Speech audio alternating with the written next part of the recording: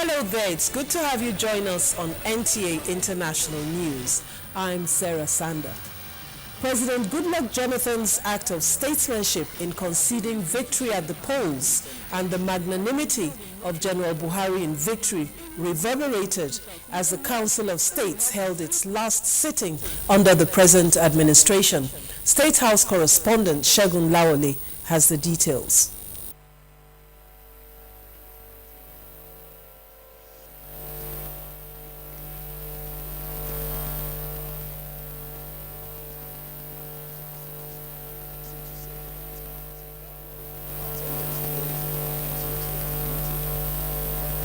Not certainly be part of the next. It was another opportunity for all the former heads of state and presidents, including the outgoing President Jonathan and state governors, as well as former chief justices of the Federation, who make up the Council of State, to sit under one roof and deliberate on the state of the nation. The Council reiterated all that occurred in the last 4 years and the contributions of the Council to national development, while appreciating the roles played by President Jonathan and General Muhammadu Buhari in maintaining peace in the country. That today you can hardly notice the tension that was there before the election. And we hope that this convention and this tradition that we have established will continue in our subsequent elections, and people really, those who have been defeated, to accept, and those who have been elected to be magnanimous in their victory. The security situation in the country was also discussed. The Council revealed the progress made in the fight against insurgency. The National Security Advisor was said to have briefed the Council on why the country's security apparatus took a while to achieve greater success.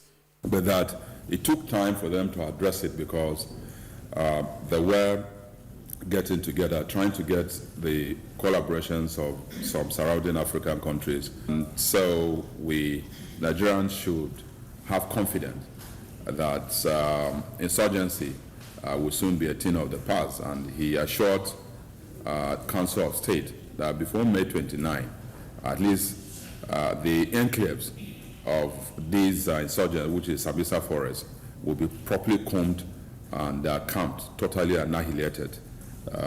Believing that that we at least put pay to the incessant guerrilla-style attack.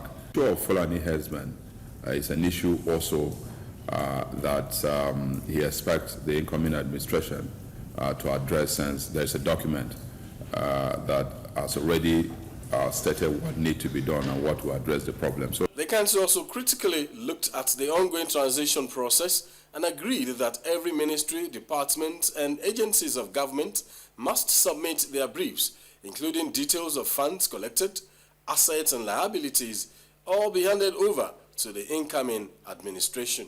These, officially, the document will be handed over on the 28th of May.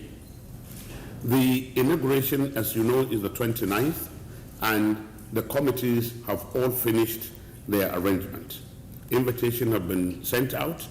All the presidents of African countries have been invited, including the presidents and prime ministers of the G8, including multilateral heads like the UN, Commonwealth, ECOWAS, AU, have all been invited. In the State House, Segun Lawole, NTA News. Meantime, President Goodluck Jonathan has confirmed the appointment of Solomon Arase as the substantive Inspector General of Police.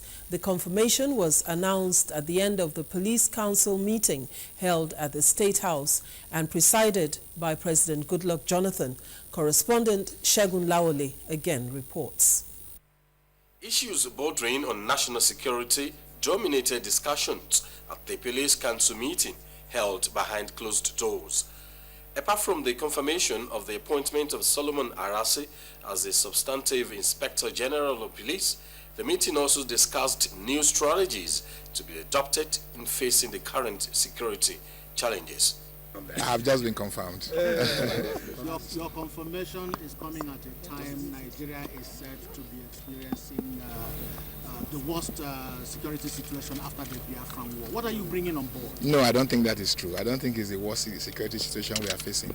There is no society that is actually crime-free, but we are trying to ensure that it is within tolerable, levels, and that is exactly what we are going to do. It's not as bad as the public perception.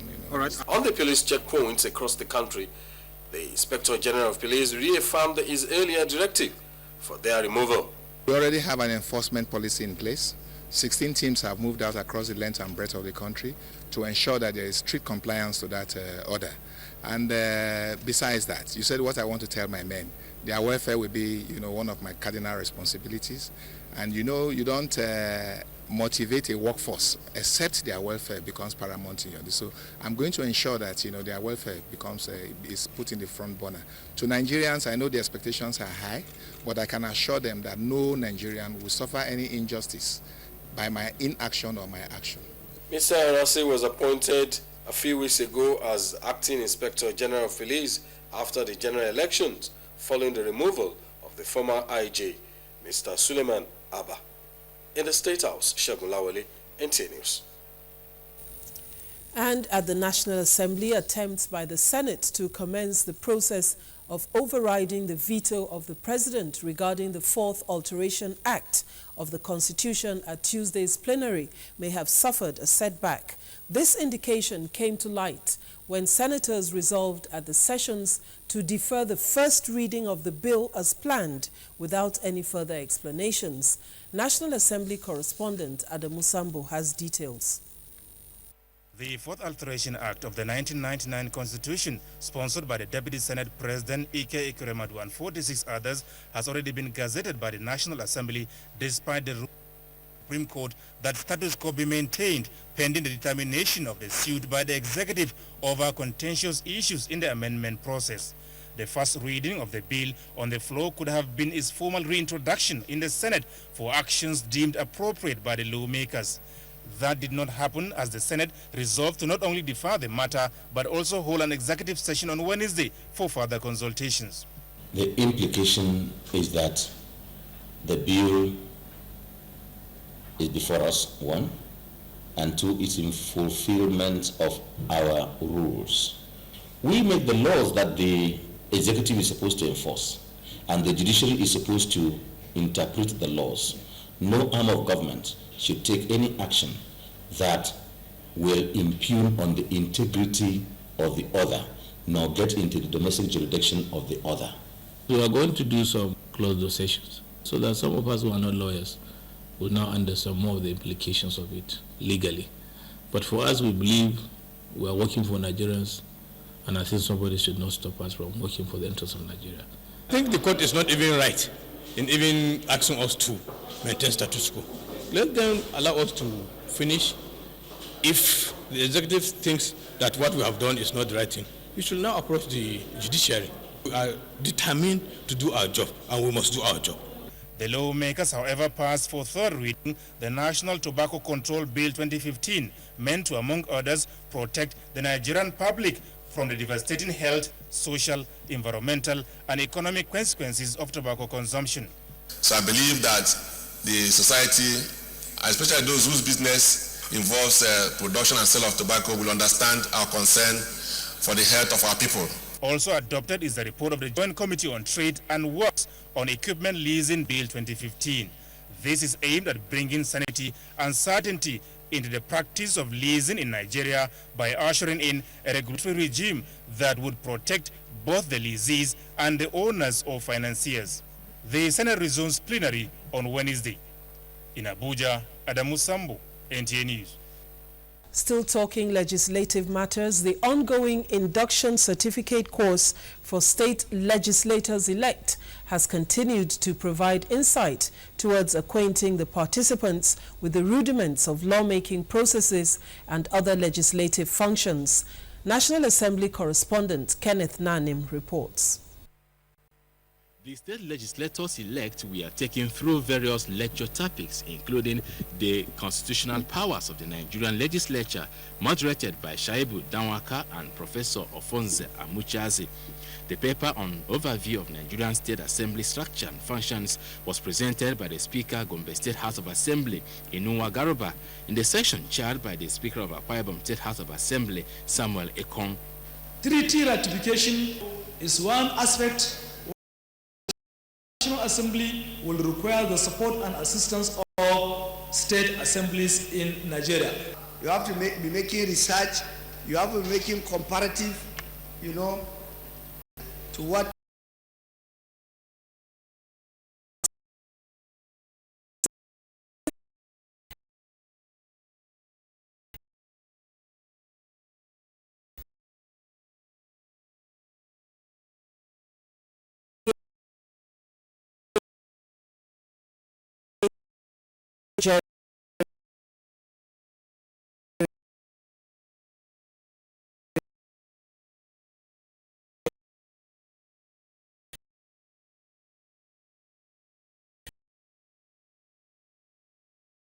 their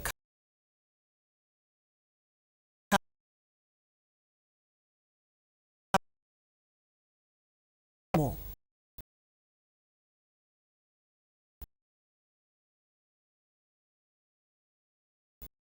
Of women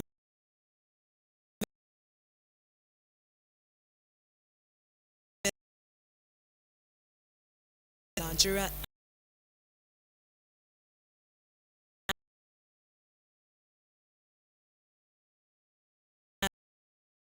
famous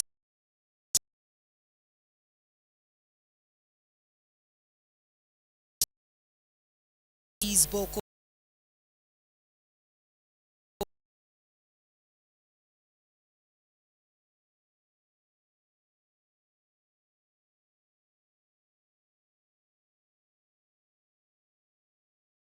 of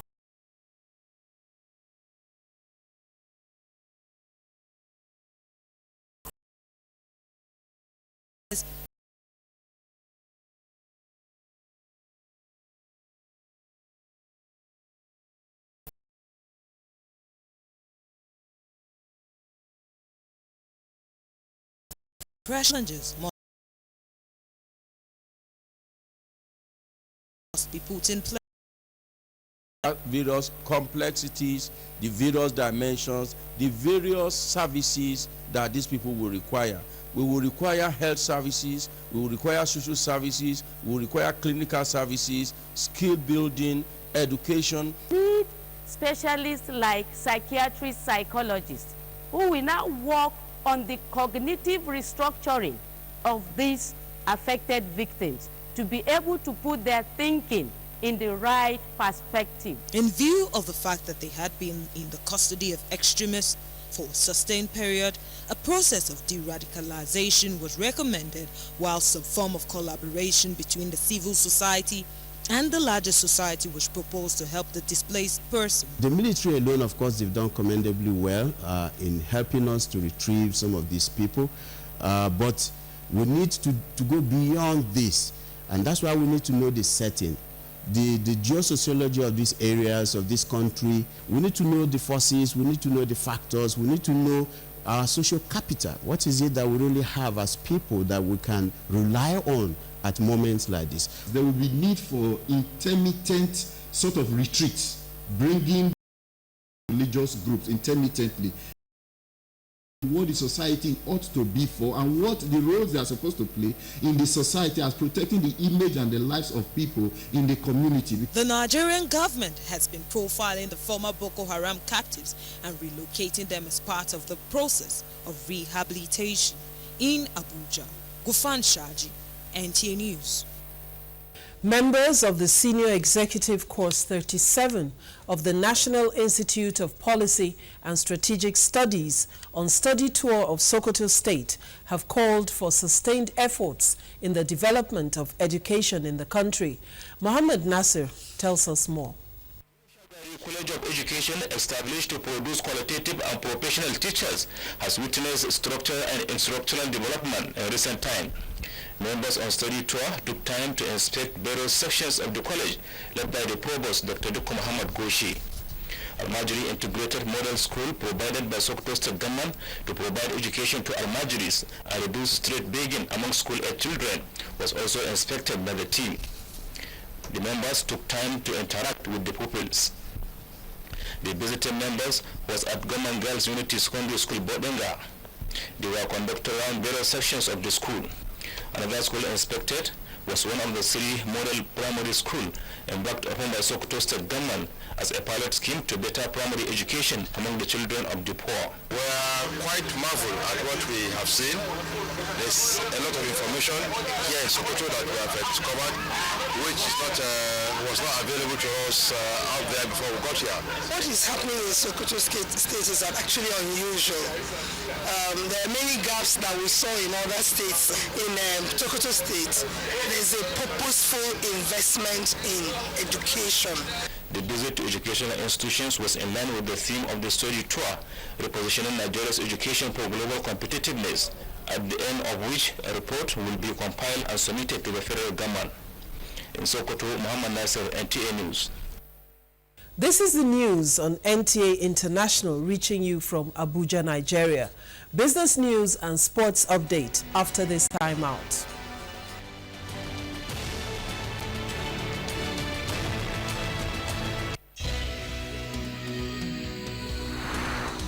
NTA International. This is where the news begins. Every breaking news and development on the African continent. Welcome to NTA International News. State House correspondent Hamza Musa. In-depth news analysis and professional perspectives on all sides of the story. Experts say the issue of security, national energies and resources must be mobilized to promote democracy. Every day on NTA International, we take you inside Africa and the world. NTA International News. Africa as it is. Thanks for staying with us. The National Bureau of Statistics to unveil reviewed unemployment methodology, plus Australia estimates budget deficit of 35.1 billion Australian dollars, and pound surges to fresh 2015 high. Details with Chukunonso Mo. There are indications that the National Bureau of Statistics, NBS, will unveil a revised methodology for computing unemployment statistics in Nigeria this week. Reports say that with the reviewed methodology, the country's current 23.9% unemployment rate will be reduced significantly, putting a stop to the 40-hour-a-week benchmark currently being used by the NBS. Australia's budget deficit for the 2015-2016 financial year is estimated to reach 35.1 billion Australian dollars. In his budget speech delivered to the Parliament, Australian Treasurer Joe Hockey also pledged $5.5 billion for small businesses. The country's economy has been slowing down in recent times as it moves away from its reliance on mining. Meanwhile, the industrial output data has helped push the pound to a fresh 2015 high against the US dollar. The currency is currently up 0.3%, with 1 pound buying 1.6 US dollars, the highest level since late December last year. Chukunon Somo, NTA News.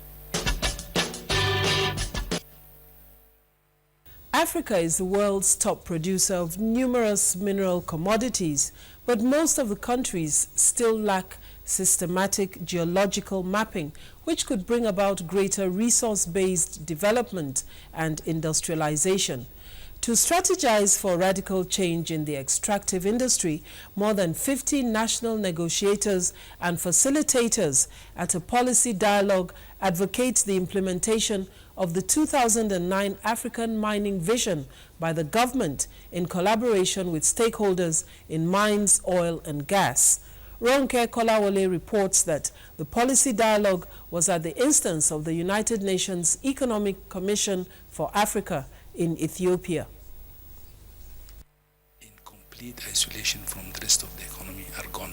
And it is only fair for us to demand our share, fair share. And therefore we hope through this meeting to be able to put the same strategies for appropriate responses, looking at opportunities, and to further strengthen the capacity of African negotiators. Nigeria, Libya, Algeria, Egypt, and Angola are dominating the upstream oil production in the continent, while Chad, Sudan, Namibia, South Africa, and Madagascar are either increasing their output or becoming first-time producers. It's important that we understand the processes, the interests that are at play during contractual negotiations. And if renegotiations don't work, we go to arbitration naturally. Taking a look at the history of mines and oil from the 1960s, the dialogue is of the view that for African states to checkmate revenue leakages and assume ownership and control of their mineral deposits, there is need to pursue skill development and the capacity to negotiate. African states need to recognize that negotiating contracts in petroleum and in mining really is an investment in the country and not an expenditure. So that means they have to put in the proper infrastructure. We got to be more and more nationalist about our resources. The dialogue is advocating that African states should develop the political will to implement the existing environmental laws, mining codes, and the tax regime placed on these foreign investors. From the UN International Conference Center, Addis Ababa, I am Ronke Kolawole, NTA News. In other news, former army chief in Malawi arrested over corruption, and Liberia holds party for defeating Ebola. Details with Muplang Dakok. Malawi's former army chief has been arrested over a multi-million-dollar corruption allegation. General Henry Odilo and his former deputy, Lieutenant Colonel Clement Kafua, are accused of arranging a contract to supply military equipment which was never delivered. Neither General Odilo nor Colonel Kafua have commented on the allegations. Liberia held an official celebration after the government and the World Health Organization declared the country free of Ebola on Saturday after 42 days without a new case. A public holiday was declared so that peoples and workers could celebrate victory over the virus. About 4,700 people died of the Ebola epidemic in Liberia, a number more than any other country. Muplang Dakok, NTA News.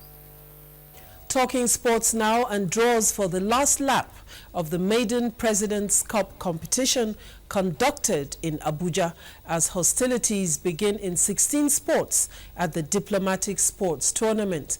Kene Emabodike has details on Sports Update. Kanu and Kaduna under-16 players will on the 18th of May play the opening match of the maiden edition of the President's Cup football competition. In the round of 16 draws conducted in Abuja on Tuesday, dignitaries took turns to pick the states and the groups they belong to. It's the president, no matter who is there at any time, saying to these young people, we know you're there, we honor you, we want to encourage you, we want to work with you, we want to belong with you. And that's why this is so vital, that it becomes a continuing story that will grow from strength to strength. The final holds on May 27 in Abuja. Nigerian junior international Kelechi Iheanacho, who was the hero of the International Premier League Cup for the champions Manchester City youth team, said he is ready for the FIFA Under-20 Championship in New Zealand. Iheanacho's 6th-minute strike was the only goal as City beat FC Porto on the 21 side. The Diplomatic Select side in green jersey played a goalless draw with the international organization team in purple to set the tone for the maiden Diplomatic Sports Tournament, which got underway Monday evening at the main bowl of the Abuja National Stadium. Goodwill messages were conveyed by Ambassador Uche Udedibia, who represented the Minister of Foreign Affairs, Ambassador Aminu Wali, as well as other officials. We are going to arrangement in subsequent editions. The National Sports Commission has vowed to ensure that the water ski and wakeboarding sports facilities are developed across the country in the bid to make the sport a role model. This came to the fore when the Federation, led by its President Rachel Bakam, came calling on the Sports Minister Tammy Danagogo, who encouraged the Federation to intensify its efforts at popularizing the sport. With sports update, Keneyuma Bodike, NTA News.